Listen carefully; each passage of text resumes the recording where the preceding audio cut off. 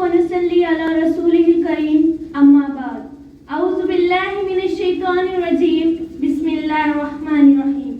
اکابی روح جب بیدار ہوتی ہے جوانوں میں، نظر آتی ہے ان کو اپنی منزل آسمانوں میں.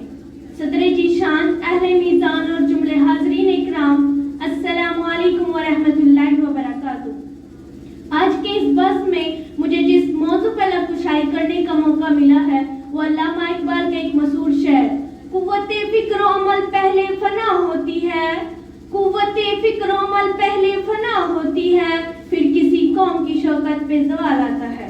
حاضرین محفل، یہ ایک مسلمہ حقیقت ہے کہ کسی قوم کی ترقی ازوار اس کی فکری اور عملی قوتوں کے ساتھ جڑی ہوتی ہے. قوم کی بقا اور دوام کے لیے قوت فکر و عمل بڑی اہمیت رکھتی ہے، جس کے ذریعے کسی قوم کو بہرا روی اور زوال سے نکال کر عروج اور سربلندی مل سکتی ہے. کسی نے کہا تھا کہ اگر کسی کو برباد کرنا ہو تو اس کی سوچ بدل ڈالو، وہ خود بخود برباد ہو جائے گا. اور دیکھا جائے تو اس قوم کی تباہی کے پیچھے یہی قول کار فرما ہے. محترم سامعین، علامہ اقبال نے شعر کے ذریعے اپنی مظلوم قوم کی ذوب حالی ایک مناسب پیرے میں بیان کر کے تنزلی اور پستی سے آگاہ کیا ہے. ساتھ ہی بڑے احسن طریقے سے اس کی تدارک کی طرف اشارہ بھی فرما رہے ہیں کہ ترقی یافتہ قوم کے لیے قوت فکر و عمل کا ہونا نہایت ضروری ہے. آئیے ایک نظر فکر اور عمل پر ڈالتے ہیں کہ اس کا تعلق ہماری زندگی سے کس طرح جڑا ہوا ہے.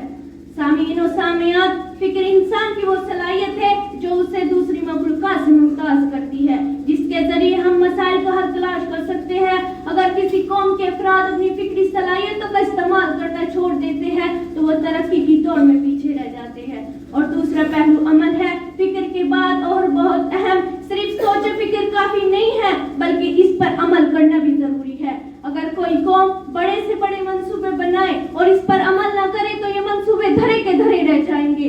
عمل وہ قوت ہے جو کسی خواب کو حقیقت میں بدل سکتی ہے کہ عمل سے زندگی بنتی ہے جنت بھی جہنم بھی. یہ خاکی اپنی فطرت میں نہ نوری ہے نہ ناری ہے. آج دنیا کی ساری قومیں تیزی سے ترقی کر رہی ہے. ہمیں اپنی فکری اور علمی قوتوں کو بحال کرنے کی ضرورت ہے. اگر ہم نے اپنی قوت فکر و عمل کو زندہ نہ کیا تو ہم ساری تاریخ کے صفحات میں کھو جائیں گے. لیکن آج وہی قوم قوت فکر و عمل سے آری اور خالی ہو کر خس و خاشاک کے مانند کچلی جا رہی ہے.